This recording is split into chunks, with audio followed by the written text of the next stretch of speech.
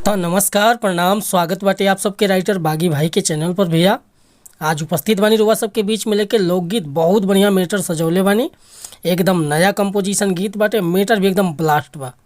रउआ एकर नया म्यूजिक बनवा के आ बढ़िया से गायकी कर देतानी तो गाना 100% बज जाई भैया, 100% वायरल होई। बहुत बढ़िया मेटर बाटे। तो चलिए मेटर के शुरुआत के लिए कि कैसे गावे के बा, का एकर धुन बा, का लय बा। लेकिन स्टार्ट करे से पहले भैया एगो बात बतावल चाहब कि रउआ अगर नया सिंगर बानी आ सिंगिंग में इंटरेस्ट बा, अच्छा मेटर के तलाश में भटकतानी, अच्छा मेटर नइखे मिलत, अच्छा गीत नइखे मिलत, अगर हमरा चैनल पर आ गइल बानी भैया तो निश्चिंत रही, निराश भइला की जरूरत नइखे। रउआ जैसन भी मेटर चाहत होखब लिखवावे के, बिल्कुल उचित चार्ज पर रउआ के मस्त मेटर मिली भैया।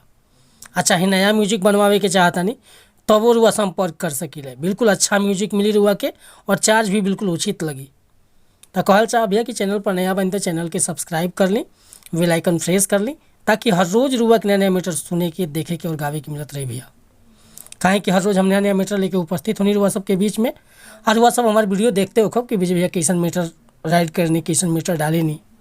तो आज के मेटर बहुत बढ़िया बाटे। देखिए एगो औरतिया परेशान हो गई भी अपना पति से, का कहतिया, कौना भाव में कहतिया। एकरा के मेल चाहे फीमेल केहू भी गा सकता नया म्यूजिक बनवा के।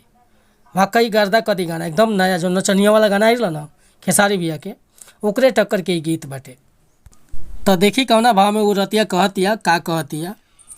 अरे बन गइल बारह पिया पकिया पियो कोर, कि बन गइल बारह पिया पकिया पियो कोर, नचनिया के चक्कर में क दिहल फकर, नचनिया के चक्कर में क दिहल फकर।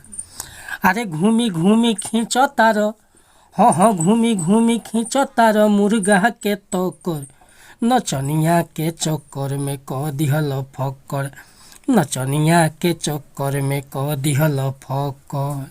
अरे बन गइल बारह राजा पकिया पियो कर, तू बन गइल बारह राजा पकिया पियो कर, नचनिया के चक्कर में क दिहल फकर, नचनिया के चक्कर में क दिहल फकर।